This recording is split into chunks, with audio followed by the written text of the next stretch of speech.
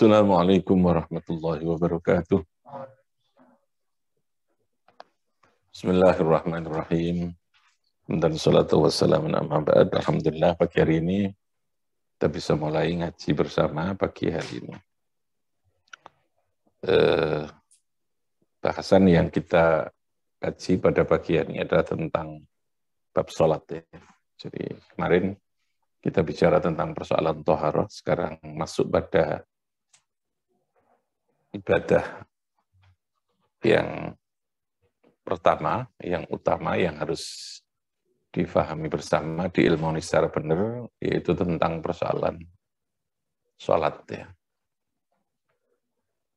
Jadi kalau secara amaliyah kita sudah melakukan itu sejak kecil kita sudah melakukan sholat itu, tapi secara ilmu, secara pemahaman yang terkait dengan landasan ilmunya, baik itu pemahaman, pengertian maupun dalil, lalu hal-hal yang terkait dengan sholat ini perlu kita dalami supaya kita bisa lebih memperbaiki dan menyempurnakan sholat ini.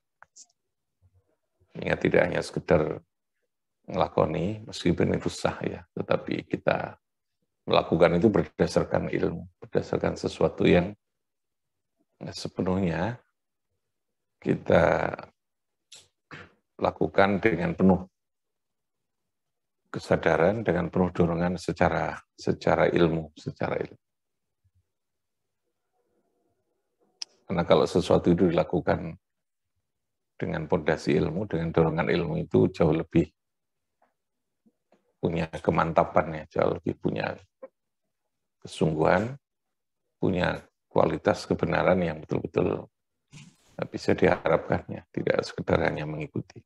Makanya kalau dalam bahasa agama itu ada istilah taklid, ya. Taklid itu mengikuti tanpa harus tahu dasarnya, tanpa harus tahu sumbernya. Nggak ngerti kenapa harus begitu, itu namanya taklid. Bahasa Inggrisnya norok buntek, ya. Norok buntek bahasa Inggrisnya. Tapi lalu tingkatan di atasnya namanya ittiba. Ittiba itu mengikuti terhadap orang lain, sudah mengetahui terhadap dalil atau terhadap landasan yang menyertai dari sesuatu yang kita ikuti itu, pendapat yang kita ikuti. Nah, yang paling tertinggi tentu adalah ijtihad. Ijtihad ini kita tidak mengikuti orang, tapi kita menggali sendiri, memahami sendiri dari sumbernya yang berupa Al-Quran dan hadis. Nah, minimal kita ini ada upaya untuk memperbaiki positioning kita, ya, dari seorang yang taklid, yang muqallid itu minimal menjadi muttabi, sehingga tahu alasan-alasan latar belakang pemahaman yang diambil oleh para imam mazhab yang kita ikuti dalam kaitan dengan pengamalan sebuah ajaran agama. Jadi ada peningkatan kualitasnya seperti itu. Tapi dalam konsep Ahlussunnah wal Jamaah yang ditulis oleh Hadhratus Syekh dalam kitab yang kita baca itu, ya, Risalah Ahlussunnah, memang tahap awal itu menjadi orang yang taklid itu menjadi wajib, ya. Taklid bermadzhab itu menjadi wajib. Karena memang untuk menjadi orang yang mujtahid, berijtihad itu diperlukan adanya banyak persyaratan, ya, yang sangat ketat. Sebab kalau orang memaksakan diri melakukan proses ijtihad tanpa ada perangkat pemahaman secara keilmuan yang memadai, itu bisa beresiko, ya, bisa bermasalah. Nah, makanya sehingga ada tahapan-tahapan kayak tadi. Ada saat di mana kita diharuskan untuk mengikuti orang lain, karena dengan mengikuti itu berarti kita potensi untuk terjadi kesalahan itu kecil. Yang kedua, setelah kita mengikuti orang, meskipun tidak tahu dan paham tentang dalilnya, kita meningkat pada tingkat at-taraqi, ya. Taraqi itu naik gitu. min khadidit taklid, dari lembah taklid itu ilal ittiba, untuk bisa mengikuti itu. Kita tahu bahwa pendapat itu punya dasar, punya landasan kayak begini. Nah, mengetahuinya itu, ketika tahu seperti itu sudah masuk pada tingkatan namanya ittiba. Apa namanya? Ittiba tadi. Orangnya namanya muttabi, simfailnya. Lana iso yang memang punya keahlian, punya kemampuan yang mencukupi sesuai dengan persyaratan, baru dia boleh melakukan namanya ijtihad itu. Ini dalam persoalan hukum, terutama dalam persoalan fikih. Ya kenapa harus ada persyaratan dalam ijtihad? Ya haruslah gitu ya. Karena persoalan pemahaman ini membutuhkan perangkat yang kuat. Itu kalau tidak tadi ini potensi terjadi penyimpangan sangat besar. Ya seorang dokter dia akan memberikan resep atas sebuah penyakit yang kita lakukan untuk berobat saja kan harus memang ahlinya, ahli pengobatan. Kalau tidak bisa malpraktek nanti dia. Nah, itu gambarannya lah. Jadi fas'alu ahla dzikri in kuntum la ta'lamun. Fas'alu itu perintah dari Allah, kita diperintahkan untuk bertanya. Ahla dzikri, al-dzikri itu ya orang yang punya kompetensi, yang berkompeten lah, yang punya kapasitas untuk memberikan jawaban atas permasalahan yang kita hadapi. Itu gambarannya. Oke, jadi kita mengilmoni sholat kita. Apa? Mengilmoni sholat kita, memberikan ilmu. Yang sudah kita lakukan setiap hari tidak hanya menjadi sebuah tradisi, tidak menjadi sekedar rutinitas, tetapi kita berikan kekuatan, berikan jiwa, berikan ruh dengan cara mengilmoni dari sebuah sholat. As-sholatu ahkamuha, jadi yang kita baca ini adalah kitab yang ditulis oleh Dr. Wahbah Zuhaili. Ya, seorang profesor Dr. Wahbah Zuhaili. Belum lama wafatnya. Kitab yang kita baca ini adalah Al-Fiqh Syafi'i Al-Muyassar, ya namanya. Fikih Imam Syafi'i yang sudah diberikan struktur pemahaman penulisan yang lebih mudah. Al-Muyassar itu artinya sing digampang, yang dimudahkan. Ada struktur sistematika di dalam pembahasannya. Al-Fathul Tsani as-salatu ahkamuha. Salatu ahkamuha lan piro-piro hukume salat. Yastamilu ala sab'ati mabahisa. Dalam bab ini, di kitab Fikih Syafi'i Al-Muyassar ini, yastamilu mengandung apa fasul tsani ala sab'ati mabahisa ingatasi pitu piro-piro pembahasan. Jadi ada 7 pembahasan. Pembahasan yang pertama, al-bab khasul awwalu, tapi pembahasan yang pertama, iku as-salatu, salat. Bahasan salat yang pertama, maknanya salat. Tentang salatnya itu sendiri ya.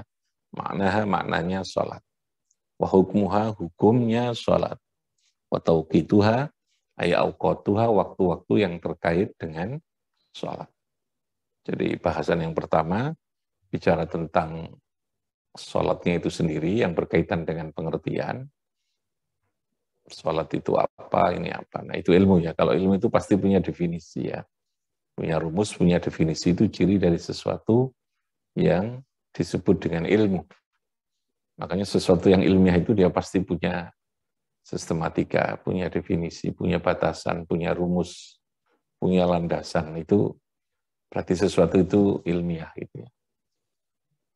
Kalau enggak itu namanya ngedabrusia ya. Ngedabrusia itu ya pokoknya ngomong aja raruh ngalur ngidul itu apa gitu.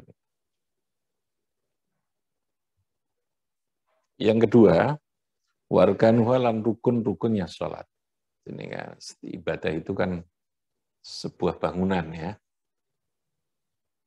yang berbentuk, ada bentuknya. Nah, bentuk di dalam bentuk itu ada komponen itu adalah kalau dalam fikihnya disebut dengan rukun dalam ibadah itu, rukun. Warganuha lan piro-piro rukunis sholat, ay sifatuha dikasih piro-piro sifatnya sholat. Wa syurutuha lan piro-piro syaratnya sholat. wa syurutuha lan piro-piro syarate salat, wa ab'adhiha lan ab'ad, yang disebut dengan sunnah ab'ad, dari kata ba'dun, ya sunnah yang menjadi bagian yang tidak terpisahkan di dalam salat itu. Wa sunanuha lan piro-piro sunnahnya salat, atau disebut juga au hayatuha, sunnah hayatnya salat. Jadi kalau dalam kitab ini yang disebut dengan sunnah itu artinya hayat. Tapi kalau dalam kitab takrib pembahasannya langsung wasunanuha, itu artinya sunnah abad. Jadi kalau dalam tulisan Syekh Habib Suja dalam kitab takrib itu strukturnya wasunanuha, itu artinya sunnah abad.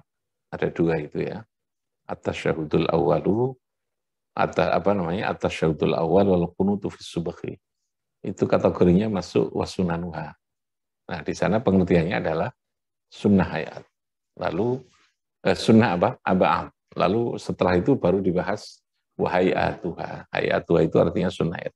Kalau di sini dipertegas istilahnya wa aba'atuha, sunnah aba'am. Wa sunanuha lan piro-piro sunnahnya salat ay wahayatuha.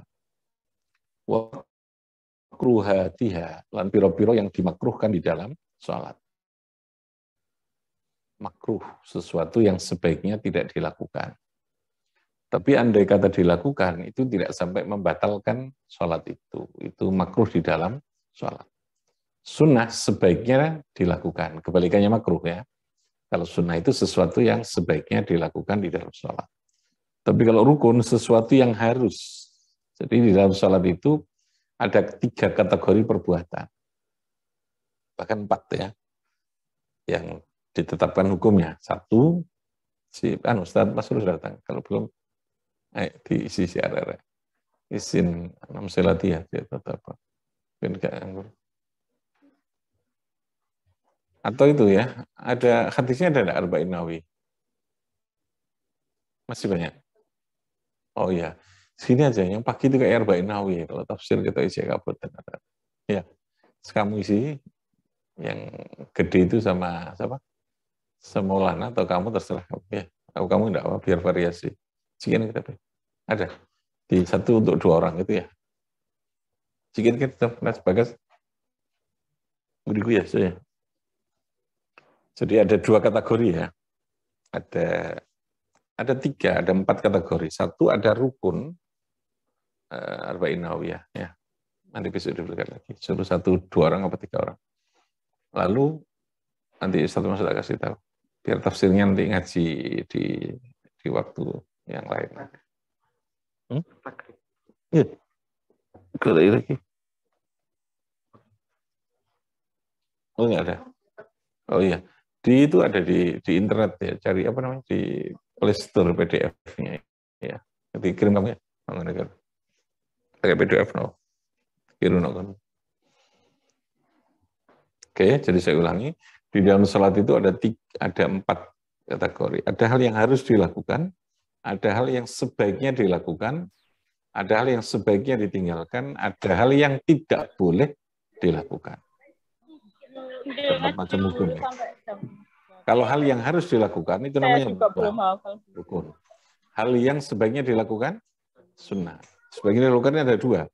Ada yang sebaiknya dengan apa istilahnya tekanan yang lebih kuat, sangat dianjurkan gitu ya.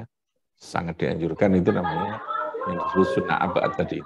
Yang kedua ada yang sebaiknya dilakukan tidak dengan kalimat jam kedua tuh jam pertama jam disebut dengan sunnah hayati.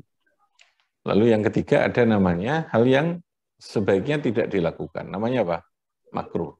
Baru yang keempat tidak boleh dilakukan. Namanya mubtilatis salat. Bahasanya mubtilatis salat. Hal-hal yang membatalkan atau yang diharamkan, yang dilakukan, yang tidak boleh dilakukan ketika salat. Auhayatuha wa makruhatiha wa mubtilatiha. Nah ini yang harus ditinggalkan ya. Tidak boleh dilakukan. Istilahnya mubtilat ya. Istilahnya apa? Mubtilat atau muharramat kalau dalam haji itu muharramatil ikhram ya. Muharramatil ikhram itu istilah dalam bab haji. Kalau dalam bab salat itu diistilahkan dengan mubtilatis salat. Wal adhkari lan piro-piro zikir. Nanti ini bahasan yang dianjurkan. Wal adhkari lan piro-piro zikir ba'da sausis salat. Ini sudah yang menyempurnakan. Wasifatis salatilan piro-piro wasifatis salatilan sifatnya salat.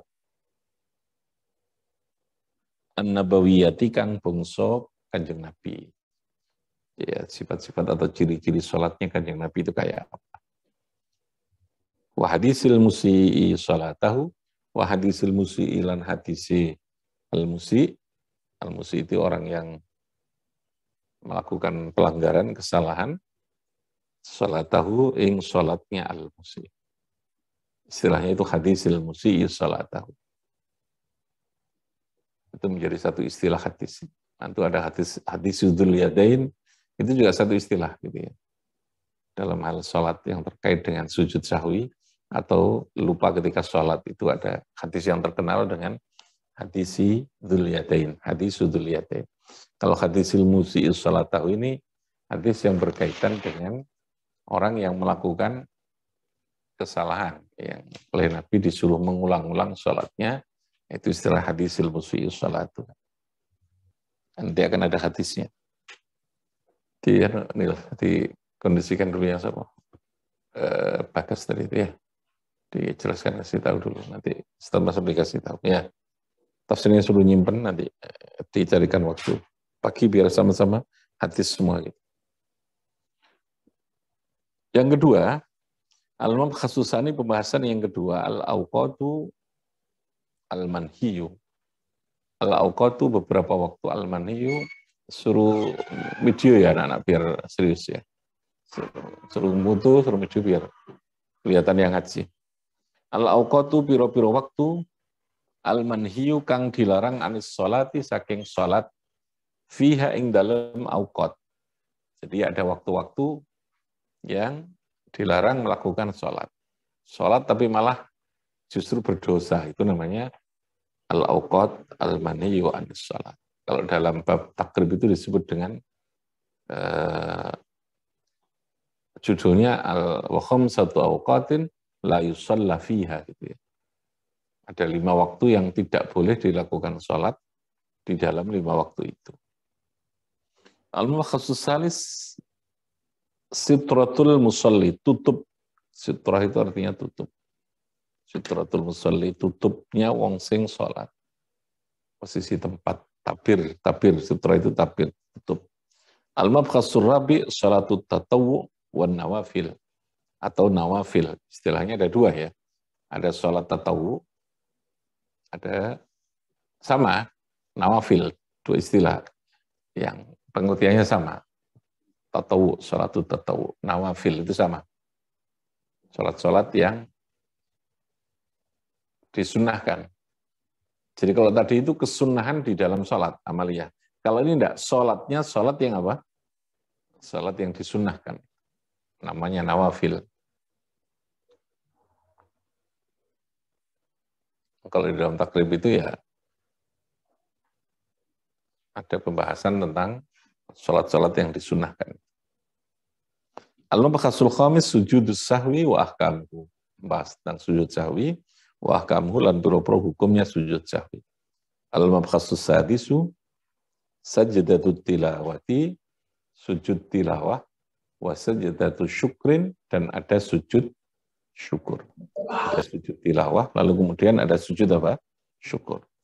Al-mabkhasus sabi al-adhanu wal iqamah. Pembahasan yang ketujuh itu adalah tentang adzan dan tentang iqamah. Ini pembahasan yang ada di dalam kitab Al-Fiqhul Muyassar ini. Oke ya. Sekarang kita masuk pada pembahasan yang pertama. As-salatu, salat, wa kaifiyatuha, dan tata caranya salat. Makna salati, pengertian salat, wa wujubiha, dan wajibnya salat. As-salatu utawi salat fil lughati ing dalam bahasa iku ad-du'a bi khairin, doa. Memohon untuk sebuah kebaikan, ad-du'a bi khairin. Jadi salat itu secara bahasa adalah ad-du'a bi khairin. Ya, ada catatannya. Tapi secara bahasa pada umumnya adalah ad-du'a. Ad-du'a bi khairin itu adalah sholat. Maka sholat itu isinya lebih banyak memberikan konteks doa tadi ini gitu ya. Ada tasbih, ada tahmid, lalu kemudian ada doa. Qala ta'ala wassalli alaihim. Ini dasarnya tentang pemahaman sholat itu diartikan sebagai ad-du'a. Wassalli lan mendoakan. Jadi kalau di sini artinya begitu ya. Dalam surat At-Taubat, wassalli lan sholato sopo siro. Wassalli lan sholato sopo, mendoakan kalau di sini ya, saya ulangi. Wassalli lan mendoakan sopo siro Muhammad, ini Allah yang dawuh. Wassalli lan mendoakan sopo siro Muhammad. Wassalli lan mendoakan kamu Muhammad, alaihim ingatasi kaum. Jadi Nabi Muhammad, ini konteksnya kalau tidak salah, terkait dengan sedekah. Jadi kalau ada orang memberikan sedekah atau zakat, itu oleh Allah, Nabi itu diminta untuk, atau disuruh oleh Allah untuk mendoakan kepada orang yang sedang berdoa itu. Ya, itu saya kirimi di dalam apa? Dalam HP itu, yang kita baca ini ya, fotonya. Kali tadi saya itu pakai foto. Wasallilan, berdoalah kamu, mendoakan kamu Muhammad alaihim ingatasi kaum. Jadi kalau ada orang yang sedekah itu didoakan.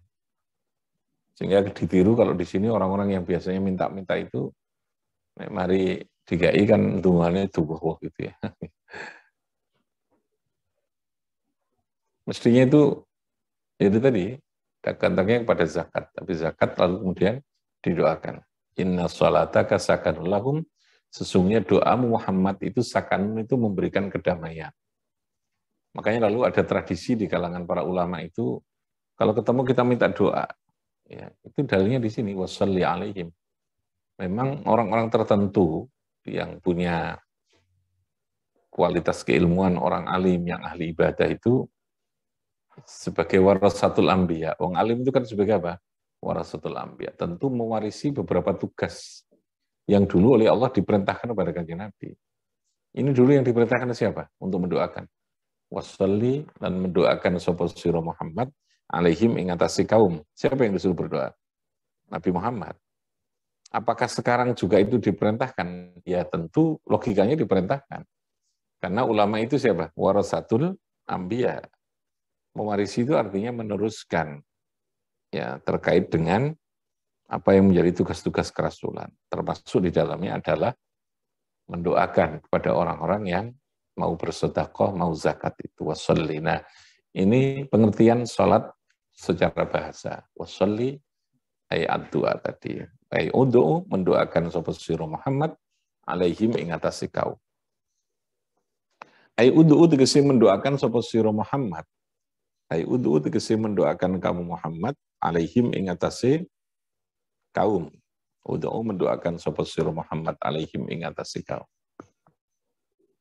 Kamu doakan kaummu yang memberikan sedekah itu. Wa syar'an, dan menurut syara, iku aqwalun, di gurunya manusia sudah saya kirim ya. Apa? Saya foto tadi, teks yang saya baca ini. Bisa dilihat untuk menjadi pedoman yang di Aqobah 1, Aqobah 4. Oke ya.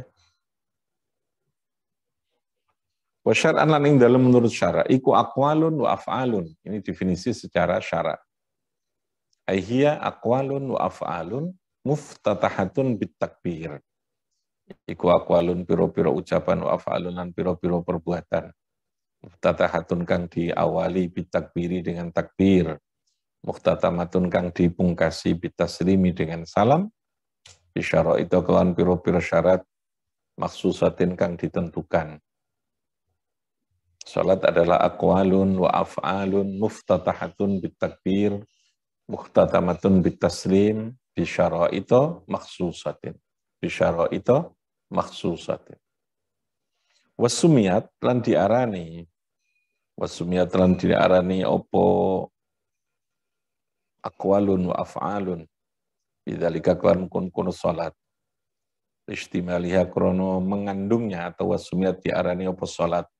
Bidzalika dengan mengkono-mengkono salat. Istimaliha karena mengandung memuatnya salat ala doa ing atasi doa. Itlaqon secara mutlak.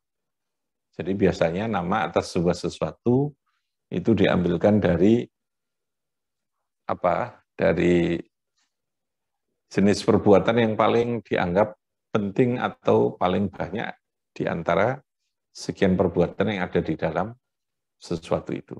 Jadi kalau dalam sholat itu kan ya ada doa, ada tahmid, ada ini. Ya, maka yang diambil adalah nama yang disebut dengan sholat itu. Sama dengan tahlilan itu karena di situ ada tahlil. Tahlil itu ya aslinya la ilaha illallah Muhammad Rasulullah itu tahlil ya. Meskipun di dalamnya ada sekian bacaan, tentu kan namanya judul ya harus salah satu kan.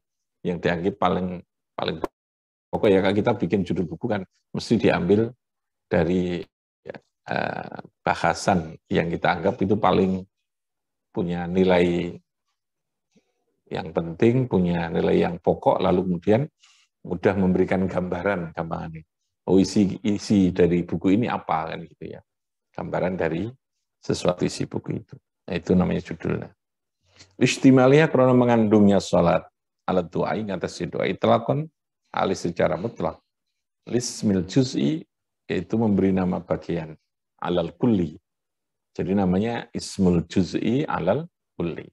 Memberikan nama dari bagian yang ada di dalam perbuatan sholat itu untuk menggambarkan keseluruhan. Itu dalam istilahnya ismul juz'i atau itlaqul juz'i alal kull. Yang disebut itu sebagian dari sekian perbuatan yang ada di dalam sholat, yang sebagian itu menggambarkan dari keseluruhan perbuatan itu. Nah itu model penamaan yang diikuti untuk memberikan nama daripada sholat itu. Jadi sholat itu apa? Aqwalun wa af'alun muftatahatun bitakbir muhtatamatun bitaslim bisyara'ita makhsusatin. Coba diikuti semuanya. As-salatu aqwalun wa af'alun muftatahatun bitakbiri muhtatamatun bitaslimi bisyara'ita makhsusatin. Ya, ini definisinya. Jadi kalau kita melihat dari definisi ini, sesungguhnya sudah bisa tergambarkan sholat itu apa, gitu kan? Sholat itu apa?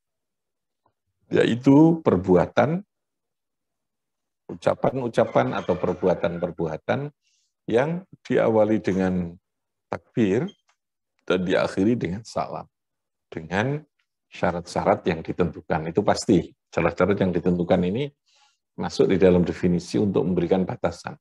Sekali lagi definisi itu kan pembatasan. Batasan atas sesuatu supaya kita punya gambaran terkait dengan sesuatu itu lalu dibikinkan rumusan atau batasan.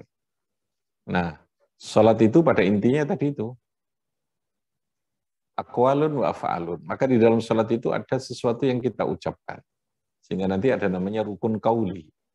Rukun qauli itu rukun yang berkaitan dengan apa yang harus kita ucapkan, yang kita sebutkan. Di antaranya ada bacaan takbiratul ihram. Takbiratul ihram itu adalah rukun qauli yang berupa qauliyah. Maka kita harus membaca apa? Allahu Akbar.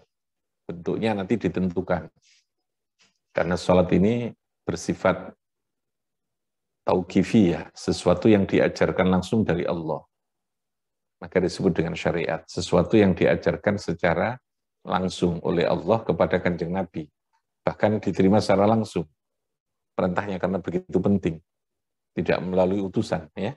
Perintah sholat ini diterima saat Nabi kapan? Melakukan mi'raj. Melakukan apa?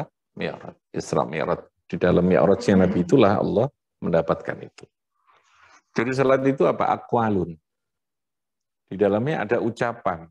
Yang lalu kemudian menjadi ada rukun qauli, ada sunnah yang bersifat qauli. Rukun yang qauli adalah takbir tadi itu, Allahu Akbar. Yang kedua apa? Bacaan Fatihah. Itu yang rukun. Yang disunnahkan secara qauli ada doa iftitah. Tawajuh kalau dalam bahasa fikih namanya. Wajah tu wajiyah itu. Dan lain-lainnya gitu ya. Itu namanya aqwalun. Dari definisi ini kita tergambarkan bahwa di dalam sholat itu ada hal yang kita ucapkan secara lisan, lalu kemudian yang kedua ada af'alun, ada perbuatan. Af'alun. Perbuatan ini yang lebih banyak gitu ya. Sehingga dalam pelaksanaan sholat, dari definisi yang kita pahami ini, sholat itu sesungguhnya lebih banyak af'alnya. Aqwalnya itu tidak banyak. Apalagi haji. Haji itu lebih banyak kepada apa? Af'al. Aqwalnya itu sangat sedikit sekali. Ya, aqwal itu bahkan hampir tidak ada kalau dalam haji itu. Yang rukun lah ya, kecuali yang disunnahkan. Kalau dalam sholat masih ada beberapa tadi nih, ada rukun qauli yang takbiratul ihram, membaca Fatihah, kemudian membaca tasyahud, membaca sholawat, membaca salam, itu rukun yang bersifat qauli. Tapi kalau haji itu bukan hampir, saya kalau lihat ada itu. Niat pun kan tidak diucapkan, iqrar ya, di dalam hati. Kalau yang rukun qauli ya di dalam haji. Kalau yang sunnah qauliyah banyak. Gitu. Ya, baca talbiyah itu kan diucapkan. Berdoa ketika tawaf, berdoa ketika akan sa'i dan seterusnya itu. Tapi itu sunnah. Yang sifatnya qauli itu dalam masjid tidak ada. Ini artinya apa? Sesungguhnya yang namanya ibadah itu simbolisasinya itu melalui perbuatan, tidak melalui ucapan. Dan itu bisa dilakukan dengan mudah oleh siapapun, gitu ya. Wong sing ora apal donga apa-apa itu iso nglakoni gitu. Haji itu dilakukan orang yang gak ngerti apa-apa itu bisa dan itu sah. Itu sah. Yang penting didorong niatnya tadi untuk membedakan itu. Dia pokoknya ngerti niatnya sing bener, lalu kemudian melakukan secara fi'li apa yang dilakukan, ya sudah. Mau haji itu pokoknya niat deh, bahwa niat ikhram untuk haji di tempatnya, nah tempatnya kan karena melok gitu ya. Setelah itu dia kemudian jalan terus. Mulai dari melakukan wukuf di Arafah, kemudian melempar jumrah yang wajibnya itu, lalu kemudian tawaf. Iya kan jalan tok saja, melok tok itu sudah sah itu. Orang ngerti apa-apa. Tapi kan kalau orang Indonesia haji itu menjadi sangat penting karena mahal ya. Sehingga urusan ilmunya itu menjadi berlapis-lapis dan itu lalu menjadi sebuah industri perhajian yang namanya biru perjalanan umrah atau haji. Nah, itu kecerdasan orang Indonesia kan begitu. Dibikin begitu sakralnya, dibikin begitu gawatnya begitu ya, serem lah mau haji dan umrah itu. Makanya muncul KBIH, termasuk yang jualan red cafe itu ya. Eli ini yang termasuk yang jualan red cafe itu ya. Jadi aslinya ya sederhana, kada ilmu saja itu jalan ya bisa. Gitu. Justru yang diilmukan itu apa yang membatalkan, bukan apa yang dilakukan. Yang membatalkan ihram itu apa? Itu yang mesti harus diwaspadai, gitu kan. Tapi itu kan ya tidak banyak, gitu kan. Nah, yang justru itu, kalau saya lihat, yang tidak banyak ditekankan. Justru yang diajarkan itu bagaimana tawaf itu. Padahal itu melok melakukan ini sudah tidak ada. Mestinya yang tidak boleh ya ketika tawaf itu pakai ini, menyentuh ini, lalu kemudian ini ihram itu tidak boleh pakai minyak itu. Itu yang mestinya harus ditekankan, termasuk yang menyangkut tentang hal-hal yang bisa membatalkan pahalanya haji itu atau umroh itu. Tidak boleh bertengkar, tidak boleh ini. Nah itu harus dicarikan strateginya mestinya supaya tidak bertengkar itu kayak apa. Itu ilmu untuk nggak bertengkar itu mesti ini ya, noto hatinya gitu. Ini hati ya sedang wong anu ya. Kalau itu berarti persoalan strategi apa istilahnya memberikan pendampingan terkait dengan perilaku kan begitu ya, perilaku sosial. Sebenarnya ilmunya itu tidak ada sebenarnya, tidak terlalu banyak yang dikauliahkan. Betul ya. Nah, sholat itu lebih banyak kepada afalnya juga gitu. Akwalnya juga tidak banyak. Oke ya. Nah, kata kuncinya tadi ini diawali dengan takbir. Kalau dalam haji itu diawali dengan ikhram. Ikhram itu niat masuk di dalam ibadah haji atau umrah itu ikhramnya. Lalu ikhram itu punya konsekuensi pakaian, gitu ya. Sehingga orang menyebutnya ihram itu pakaian ihram, karena pakaian itu dipakai hanya untuk orang yang ihram. Tapi ihramnya itu sesungguhnya pada niatnya, paham ya? Bukan pada pakaiannya. Meskipun dia pakai pakaian ihram, tapi kalau sudah tahallul ya namanya bukan ihram. Loh, kamu pakai pakaian ihram kok sudah pakai wangi-wangi loh, itu sudah selesai. Paham ya? Ihram itu pada apa? Niat. Bahwa dia masih terikat dalam niat haji atau niat umroh. Nah, di dalam sholat, iku muhtatamatun bitasrim. Kalau sholat yang melepaskan, jadi takbiratul ihram itu adalah sesuatu yang mengikat kita di dalam ibadah sholat, itu namanya takbiratul ihram. Kalau dalam haji, niat ihram itu yang mengikatkan kita di dalam ibadah haji. Nah, yang melepaskannya apa? Yang melepaskan itu kalau dalam sholat adalah at-taslim, salam itu. Otomatis ketika salam, kita telah melepaskan diri dari ikatan sholat. Sehingga hal yang diharamkan di dalam sholat, karena sudah lepas, maka dia bisa menjadi boleh. Nah, dalam haji ada namanya tahallul. Tahallul itu salam itu. Kalau diibaratkan sholat itu. Jadi ada batas awal, ada batas akhir.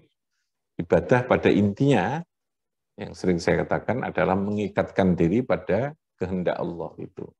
Manusia punya kehendak, diberi oleh Allah kehendak, ada nafsu, ada karep, ada pikiran, ada ide, itu kehendak.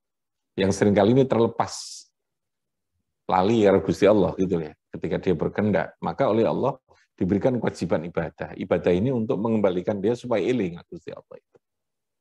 Ada keharusan orang ingat kepada Allah melalui apa? Ibadah. Paham ya? Lalu karena iling ini sesuatu yang bersifat ghairu mahsus, sesuatu yang di luar indera kita, yang sulit dikendalikan, maka pengendaliannya pakai yang namanya syarat dan rukun. Syarat dan rukun ini sesuatu yang bisa dilakukan, bisa didelok secara apa? Fisik kan gitu ya. Maka disimbolisasi ilingnya. Pakai takbir, pakai ini. Bukan hanya sekedar iling, ya pokoknya kamu harus iling, tapi kan menang tok gini ya enggak. Ada simbolisasi karena di sana akan ada penilaian, gitu loh ya. Yang dinilai itu adalah sesuatu yang bersifat formal, yang bersifat normatif, yang bersifat maksusia, yang bisa diindrakan. Sehingga khusyuk itu tidak menjadi syarat di dalam sholat, ya. Karena khusyuk itu sudah di luar batas yang bersifat indrawi tadi itu, yang sulit terdeteksi lah. Malaikat pun tidak tahu khusyuk apa tidak. Makanya tidak menjadi ukuran sah. Ya, yang menjadi ukuran sah itu apa? Syarat rukun yang bersifat formal. Ya formal. Substansi itu sesuatu yang bersifat subjektif. Itu tidak menjadi syarat. Gitu. Oke ya. Jadi ibadah itu mengikatkan diri pada intinya supaya iling Gusti Allah, aqimis shalat wa dzikrina. Kenapa enggak zikir saja? Artinya kok gak iling ngono itu, ada simbolisasi ya. Karena iling itu sesuatu yang sulit untuk bisa dirumuskan, bisa dilakukan itu. Maka lalu kemudian perlu ada simbolisasi sebagai wujud yang terkait dengan kepatuhan, terkait dengan keingkiat khudu itu melalui prasyarat yang ditentukan, termasuk rukun-rukun yang ada di dalamnya. Oke ya. Wasumiyat bidzalika listimaliha 'ala du'a. Oke. Wa tarikhu fardhiyatiha lailatul Isra, sejarah diwajibkan fardhiyatnya itu diwajibkannya salat itu adalah malam Isra qabla al-hijrah binahwi khamsi sinin. Jadi 5 tahun sebelum Nabi hijrah itu oleh Allah di Isra Mi'rajkan. Jadi 5 tahun Nabi sebelum hijrah. Berarti di Mekah itu kewajiban sholat itu hanya berlaku berapa tahun? 5 tahun. Di Mekah diwajibkannya. Ketika Nabi sebelum hijrah, 5 tahun sebelum hijrah. Alal masyhuri, ingatasi kaul yang masyhur, disirah di dalam sejarah. Wa khabarus sahihain, dan hadis yang sahih itu di Bukhari Muslim, faradallahu ala ummati lailatal Isra khamsina salatan.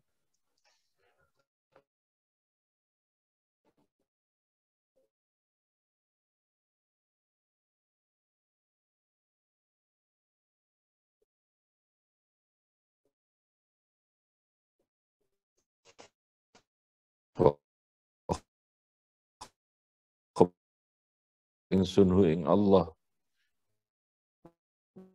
as'alulan memohon sapa ingsun ing Allah at-takhfifa ing keringanan atas saran Nabi Musa. Nabi Musa ini nabi yang sering melakukan mosi kepada Allah ini ya. Nabi yang agak sedikit hiperaktif ya. Yang aktif kepada Allah ini ngelama ya apa istilahnya. Tapi Allah suka gitu pada Nabi Musa itu ya. Tidak punya digambaran lah. Menungso itu ya ono sing koyo ngono kuwi gitu ya. Ono sing koyo ngono. Nek Gusti Allah ya gak mangkel ya. Malah ketika ada seorang yang minta kepada Allah ya, supaya umatnya tidak rewel-rewel gitu, Nabi itu bilang begitu, lalu Allah bilangnya, jangankan kok kamu, menungso saya saja dibully sama umat saya kan gitu ya. Dibully sama menungso itu ya nggak saya pun dibully, dikatakan saya punya anak, punya ini gitu kan. Pemane musim Nabi gitu ya. Nah, paling tidak itu ada tasriyah. Untuk cara itu kita hibur seperti itu. Tapi jangan kita merasa menisbatkan itu Nabi. Nabi saja dia kok terus apalagi kita loh, seakan-akan dia kayak Nabi itu tidak boleh gitu. Penisbatan yang cenderung ada kesombongan kan gitu ya. Ya sudah, kita sabar wae. Allah yang beri contoh Nabi ya sing koyo ngono ya dilok-lokno wong gitu kan.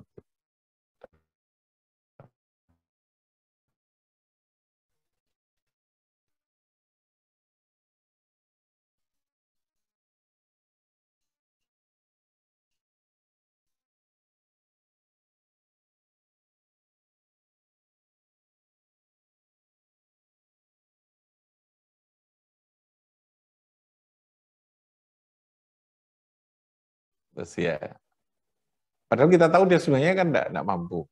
Tapi ketika dia bersungguh-sungguh, dia pasti akan minta untuk ringan. Tapi nek enggak sungguh-sungguh itu kan, ya wis gak apa-apa sak melata aku ya sakarepku wae kan gitu ya. Jadi proses dialog yang terkait dengan pengajuan keringanan itu lebih merupakan gambaran satu untuk memberikan contoh bahwa seorang pemimpin. Nah itu ini isinya pidato kalau ini sudah ya. Tukang pidato ini ya.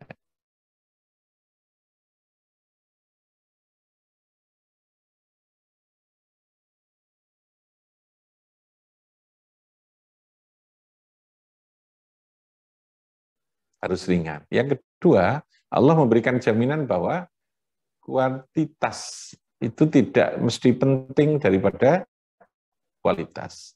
Yang pokok itu kualitas. Oke lah, jumlah 50 itu angka saja, simbolisasi angka.